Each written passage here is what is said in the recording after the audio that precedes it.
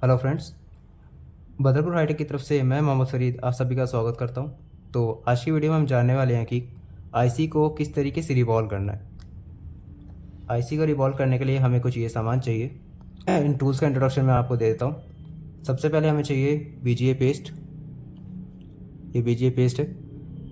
VGA paste भी कई तरीके के आते हैं मार्केट में, लेकिन हमें चाहिए 183 डिग्री का 183 डिग्री बीजीए पेस्ट। दूसरे नंबर पे आता है वाइट पेस्ट। फिर हमें चाहिए डिसोल्डिंग वायर, एक इस तरीके से curve tweezer, L shape tweezer भी कहते हैं इसको, लेकिन ये हमें लॉन्ग में चाहिए। मार्केट में शॉर्ट भी आती है लेकिन हमें लॉन्ग में चाहिए। एक इस तरीके की ब्रश, या तो आप टूथ ब्रश भी यूज़ कर सकते हैं इसकी जगह पे। एक कॉटन क्लॉथ, यूनिवर्सल स्टेंसिल, इसको यूनिवर्सल स्टेंसिल कहते हैं। यूनिवर्सल स्टेंसिल में आपकी 85 से 90% आईसीज़ आपकी रिवॉल्व हो जाती है। रेस्ट जो 10-15% आईसीज़ रहती हैं जो इस पर रिवॉल्व नहीं हो पाती है, उनके लिए अलग स्टेंसिल आती है मार्केट में। फिर से हमें एक टिश्यू पेपर। तो आईसी को रिवॉल्व करने के लिए सबसे पहले हमें इसका टेम्परेचर कन्वर्ट करना ज़रूरी है, क्योंकि जब हम बोर्ड से आईसी को निकालते हैं, आईसी पे जो है कंपनी का सोल्डर लगा हुआ होता है।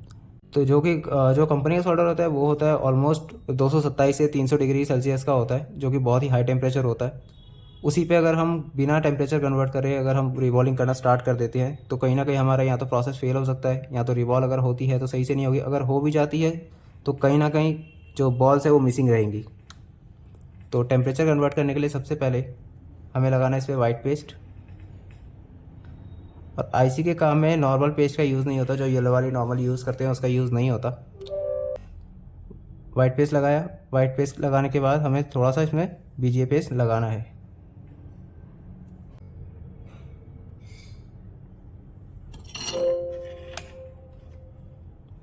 बीजीए पेस्ट और वाइट पेस्ट दोनों मिला करके हम आईसी पे आयरन चला देंगे। इससे हो क्या रहा है कि जो हमारा जो सोल्डर है जो कि बिल्कुल ही कम टेम्परेचर का है 183 डिग्री, ये सोल्डर क्या हो रहा है कि जो पुराना सोल्डर इसमें लगा हुआ है जो कि 227 डिग्री या 300 डिग्री तक का भी हो सकता है, 250 डिग्री तक का भी हो सकता है, उसके ऊपर ये ओवरले हो रहा है।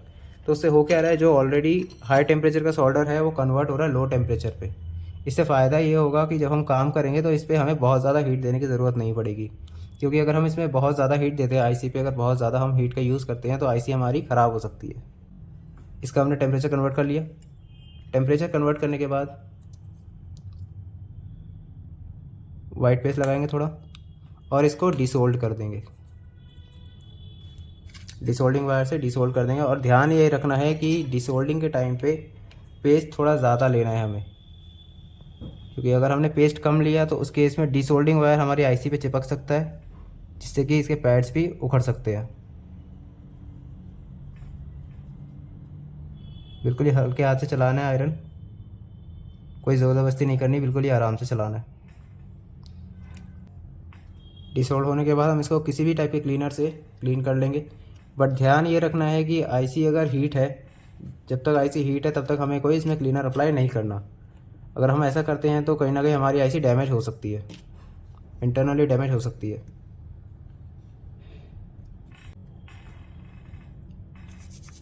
आईसी को साफ़ कर लेंगे।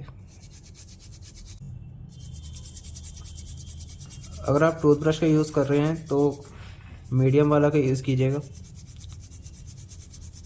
क्योंकि 3 टाइप के आते हैं, एक होता है हार्ड, एक सॉफ्ट और बीच में होता है मीडियम। तो हार्ड से हमारी आईसी ख़राब हो सकती है, सॉफ्ट से काम होगा नहीं, और सबसे बेस्ट है मीडियम से यूज़ करेंगे तो वो डैमेज भी नहीं करेगा और काम भी हो जाएगा। ये हमारी आईसी डिसोल्ड भी हो गई, क्लीन भी हो गई। आईसी पे कोई भी काम करना है टिश्यू पेपर के ऊपर ही रख के करना है, क्योंकि टिश्यू पेपर क्या है, हमारा एक तरीके से हीट सिंक का काम करता है। थोड़ा बहुत भी जो एक्स्ट्रा हीट होती है उससे हमारी आईसी को कहीं ना कहीं ख़राब होने से कुछ हद तक प्रोटेक्शन प्रोवाइड कर देता है। अब यूनिवर्सल स्टेंसिल लेनी है। स्टेंसिल में कई सारे इसमें खांचे बने हुए हैं, तो हर खांचे में आपकी जो आईसी है वो बैठेगी नहीं, किसी ने एक में ही बैठेगी। तो जिसमें भी प्रॉपरली इसके जितने भी पैड्स है, जितने भी इसका सिल्वर हिस्सा है आईसी का, जो भी सिल्वर पॉइंट्स है इसके, जो जब प्रॉपर्ली दिखने लग जाए तो हम ये समझ जाएंगे कि उसी खांचे में हमारी आईसी फिक्स हो रही है, उसी खांचे में हमारी आईसी बैठ रही है। और कोई भी आईसी हो, छोटी से छोटी बड़ी से बड़ी, अगर किसी भी खांचे में बैठ जाती है प्रॉपर्ली तो हमारी आईसी उसमें रिवॉल्व हो जाएगी।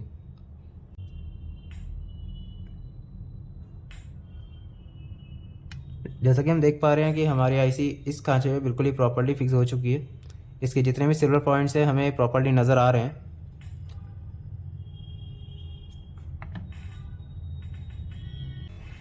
जब आप आईसी को स्टेंसिल में बिठा रहे हैं तो ध्यान ये रखना है कि अगर आईसी आपकी छोटी है और जो जिस खांचे में वो आईसी आपकी आ रही है वो खांचा अगर बड़ा है तो उस केस में आईसी को आपको एक कॉर्नर पे सेट करना है।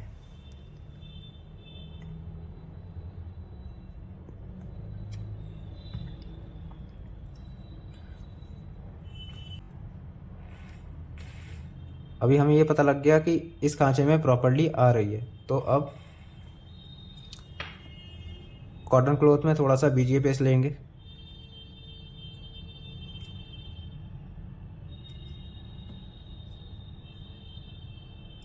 और इसको सुखा लेंगे। क्यों?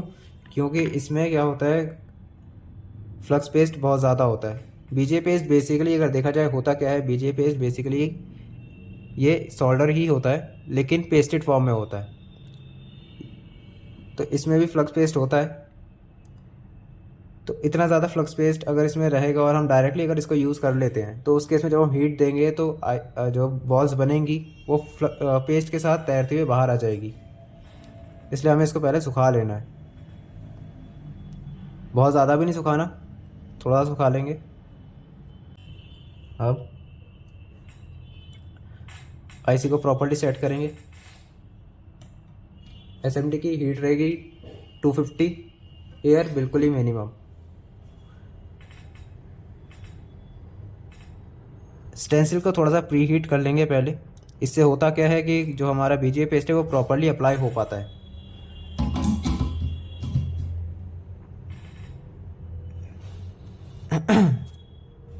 बीजीए पेस्ट अप्लाई करने के लिए आप किसी ब्लेड का भी यूज़ कर सकते हो या डायरेक्टली फिंगर से भी अप्लाई कर सकते हो। और बीजीए पेस्ट अप्लाई करते टाइम कोई प्रेशर नहीं देना, बिल्कुल ही इवनली अप्लाई करना है। अगर आप प्रेशर अप्लाई करोगे तो कहीं पे प्रेशर कम लगेगा, कहीं पे ज़्यादा लगेगा। तो जहाँ पे प्रेशर ज़्यादा लगेगा वहाँ पे बीजीए पेस्ट ज़्यादा जाएगा और जहाँ पे प्रेशर कम लगेगा वहाँ पे बीजीए पेस्ट कम जाएगा। तो इस केस में छोटी बड़ी बॉल्स बन सकती है लेकिन हमें बॉल्स प्रॉपर्ली बराबर बनानी है।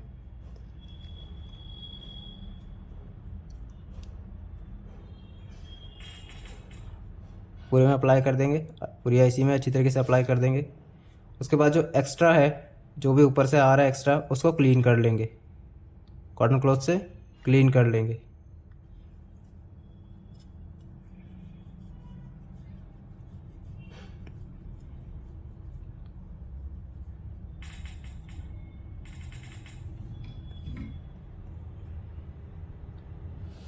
एसएमडी की हीट रहेगी 250, एयर मिनिमम।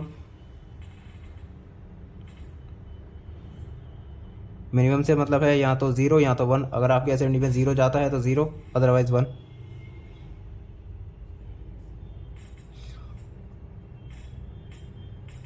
ये जो हमने होल्ड करा हुआ है ट्विज़र से, इसको बहुत टाइटली होल्ड नहीं करना, बिल्कुल ही आराम से जेंटली सिर्फ इसको रखे रखना है। अब हम इस पर हीट देंगे।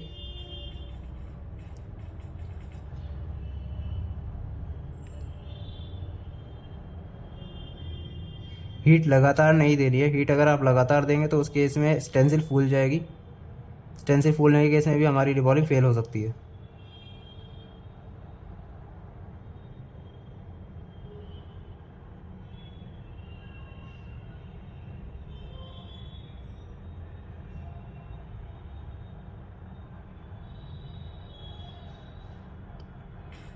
एसएमडी की नोजल थोड़ा सा टेढ़ा रखेंगे।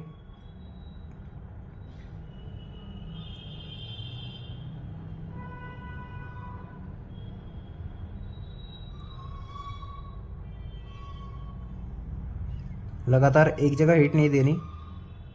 एक जगह अगर आप लगातार हीट देते हैं तो उससे भी आईसी डैमेज होने का चांस रहता है। और जब दिखे कि बॉल्स बनने लग रही है तो एसएमडी थोड़ी देर के लिए मूव करनी है, देन फिर हीट देनी है। अगर आप लगातार हीट देते रहते हैं तो उस केस में भी कहीं ना कहीं बॉल्स बाहर आ सकती है ओवर हीटिंग की वजह से।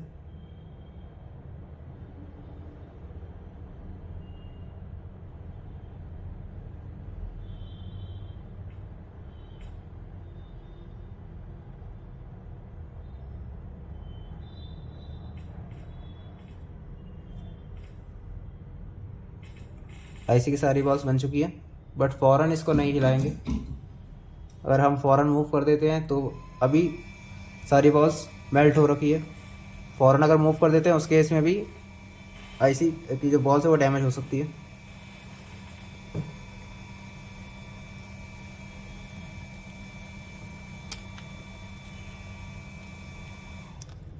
अब जो एक्स्ट्रा आ रहा है बैक साइड से इसको रिमूव कर देंगे।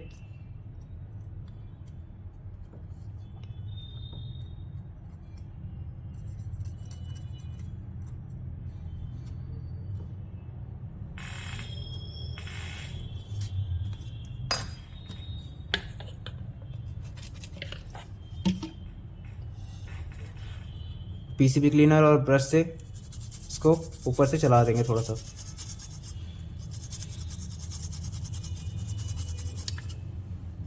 ऐसे हमारी बाहर आ जाएगी।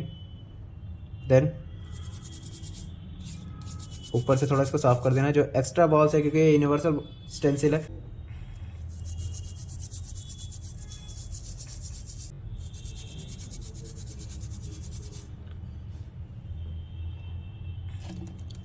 आप देख सकते हैं कि जो हमारी आईसी रिवॉल्व हुई है वो परफेक्ट रिवॉल्व हुई है। परफेक्ट रिवॉल्व होने से मतलब ये है कि सारी बॉल्स बराबर है और जितनी भी जगह पे पैड से सारी जगह पे हमारी बॉल्स बनी है।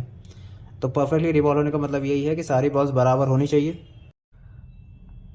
आईसी रिवॉल्व होने के बाद इसमें थोड़ा सा पेस्ट लगाना है, वाइट पेस्ट।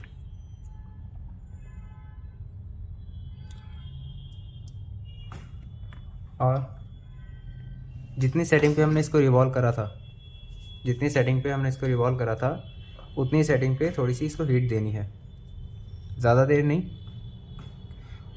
जब तक इसकी सारी बॉल्स में शाइनिंग ना आ जाए तब तक हमें थोड़ी सी इसको हीट देनी है।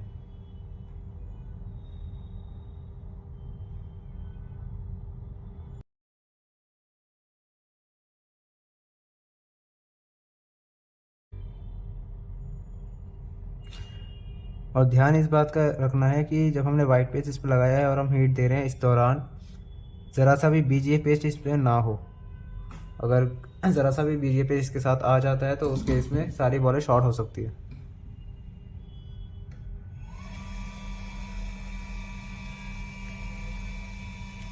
ये जो हमने लास्ट टाइम पे हीट दिया है इससे फ़ायदा ये है कि जो बॉल्स अपनी शेप में नहीं होंगी वो शेप में आ जाएगी, जो बॉल्स अपनी जगह पे नहीं होंगी वो जगह पे भी आ जाएगी, जो प्रॉपर्ली लगी नहीं होगी वो प्रॉपर्ली लग भी जाएगी।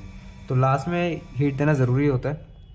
अदरवाइज़ अगर आप देख रहे हैं, अगर आप आपको लगता है कि प्रॉपर रिवॉल्व हुई है तो आप नहीं भी दें तो भी चलेगा, बट अगर कर लें तो बेटर है।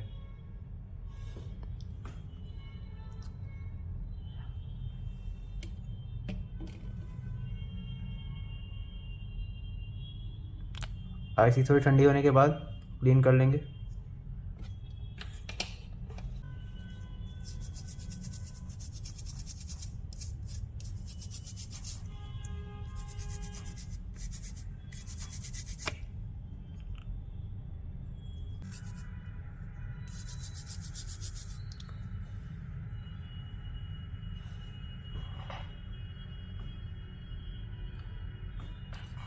तो यही है आईसी रिबॉलिंग का प्रोसेस। तो जैसा कि हमने आज जाना कि आईसी को किस तरीके से रिवॉल्व करना है, आईसी रिवॉल्विंग का लाइव प्रोसेस हमने देखा। इसी तरीके की नॉलेजेबल वीडियोस देखने के लिए हमारे चैनल को सब्सक्राइब करें और वीडियो पसंद आने पर लाइक करें। कोई सवाल या सुझाव हो तो कमेंट करें। आपको अगर किसी टॉपिक पे वीडियो चाहिए हो तो आप कमेंट में हमें बता सकते हैं और नेक्स्ट वीडियो हम उसी टॉपिक पर लाएंगे। और basic to advance level mobile repairing सीखने के लिए आप हमारा इंस्टीट्यूट भी ज्वाइन कर सकते हैं। कोर्स की डिटेल्स आप नीचे दिए गए नंबर्स पर कॉल करके आप जान सकते हैं। आशा करता हूँ आपको वीडियो पसंद आई होगी। फिर मिलते हैं किसी नए और इंटरेस्टिंग वीडियो के साथ। तब तक के लिए मैं मोहम्मद फरीद आप सभी से विदा लेता हूँ। धन्यवाद।